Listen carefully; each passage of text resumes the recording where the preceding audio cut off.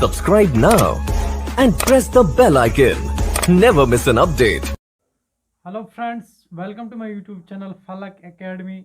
उम्मीद है कि आप सब अच्छे से होंगे और बहुत ही मज़े में होंगे। तो कल हमने डिस्कस किया था डेमोक्रेसी और उसके टाइप्स डिस्कस किए थे।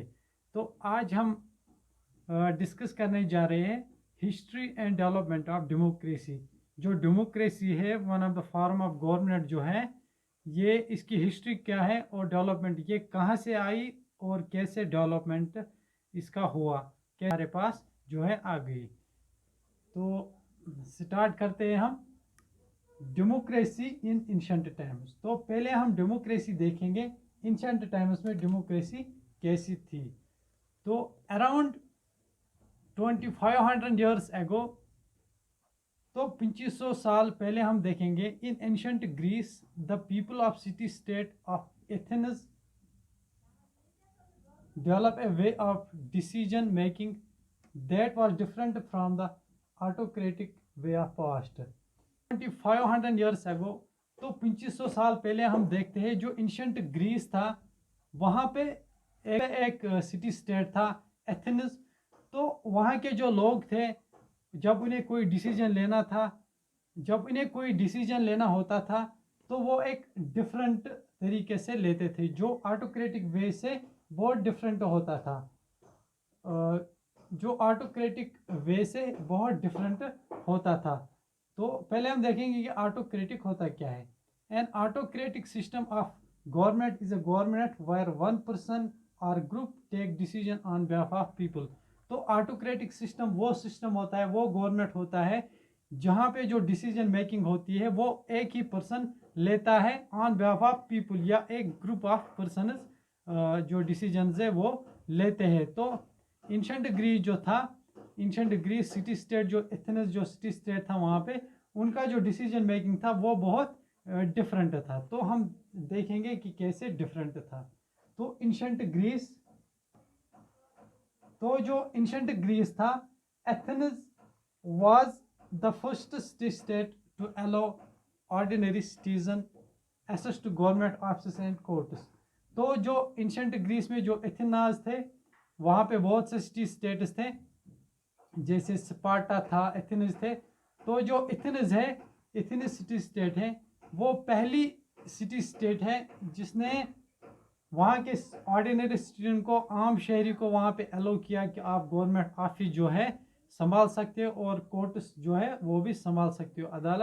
In theory, all Athenian citizens were eligible to speak and vote in assembly, which set the laws of city-state। Theory में हम जब देखते हैं, हम जब पढ़ते हैं, तो जो भी एथेनास में जो सिटीजन्स थे, उनको क्या था, उनको वहाँ पे राइट था, right to speak and vote in assembly. कि उनको ये राइट था कि आप बोल सकते हो और आप वोट दे सकते हो असेंबली में। Which set the laws of city state. जो सिटी स्टेट्स के लिए कोई लॉ अगर बनाना था, कोई कानून बनाना था, तो जो वहाँ के शहरी थे, आम लोग थे, उनको वहाँ पे बोलने का हक था और वोट देने का हक था कि कैसे रूल्स बनाए जाए एक सिटी स्टेट्स के लिए। इन रियलिटी, तो ये हम थ्योरी में पढ़ते हैं। इन रियलिटी तो हकीकत में क्या होता था, हम ये देखेंगे। In reality Athens was not a true democracy. तो यहाँ पे जब हम रियलिटी में देखते हैं, तो एथेंस जो वहाँ पे एक सिटी स्टेट था, वो रियल में डेमोक्रेसी अडॉप्ट नहीं कर रहे थे। ट्रू डेमोक्रेसी वहाँ पे नहीं थी। क्यों नहीं थी? एज वोमेन्स, फॉरेनर्स, स्लेव्स और freed slaves were not allowed to speak and to vote.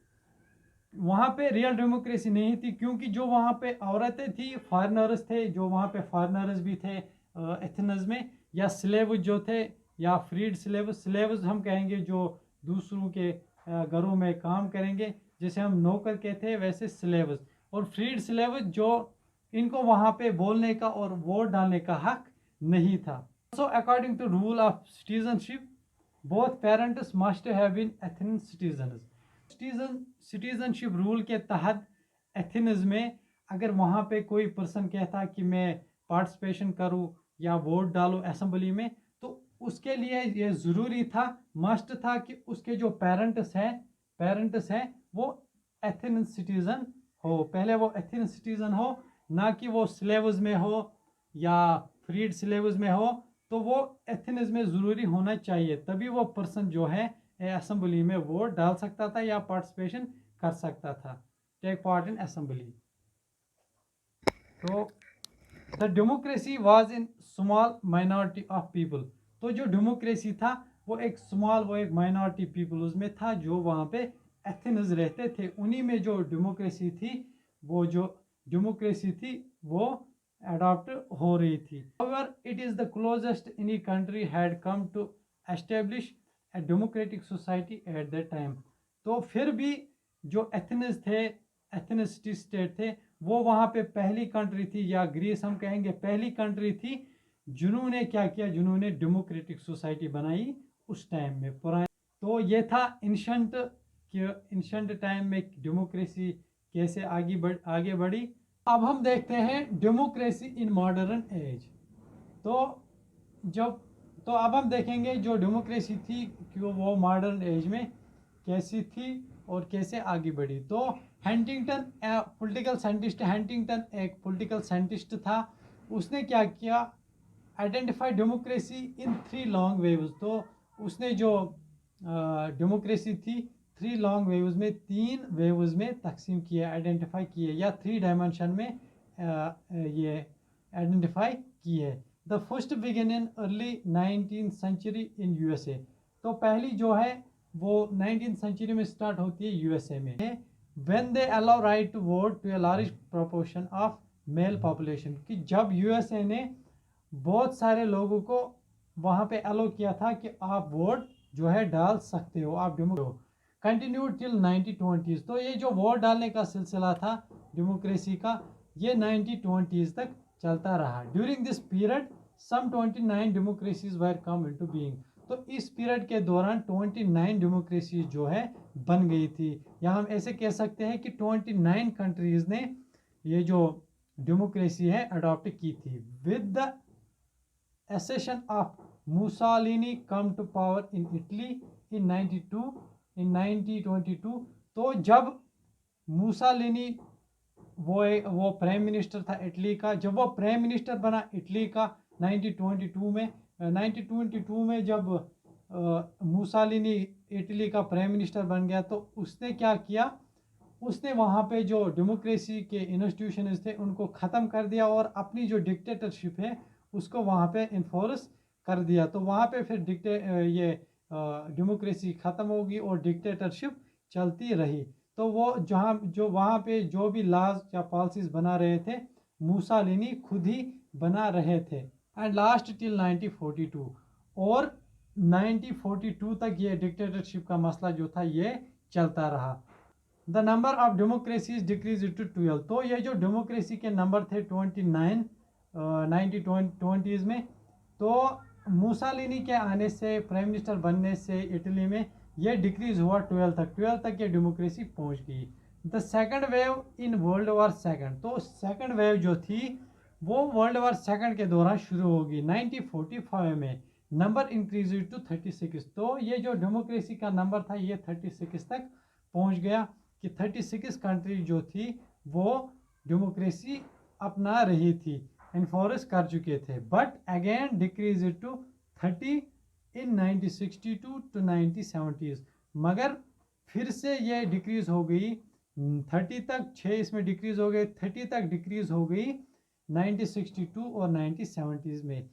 और since 1974 the third wave democracies got double and Huntington says economic development is the reason behind.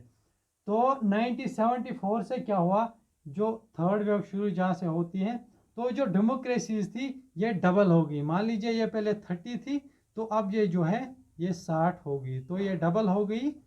और हंटिंगटन जो था, Huntington political scientist, उसने कहा कि ये जो डेमोक्रेसी डबल हो गई है, अब पहले 30 कंट्रीज अप्लाई कर रहे थे, इन्फोर्स कर रहे थे, अब 60 तक पहुंच गई। इसका एक ही रीज़न था कि इकोनॉमिक डेवलपमेंट की। इकोनॉमिक डेवलपमेंट जब होने लगी इन 30 कंट्रीज़ में डेमोक्रेसी से, तो बाकी भी समझ गए, तो उन्होंने भी ये अडॉप्ट करनी शुरू कर दी। तो इकोनॉमिक रीज़न इसके पीछे था कि डेमोक्रेसी जो है ये डबल हो गई।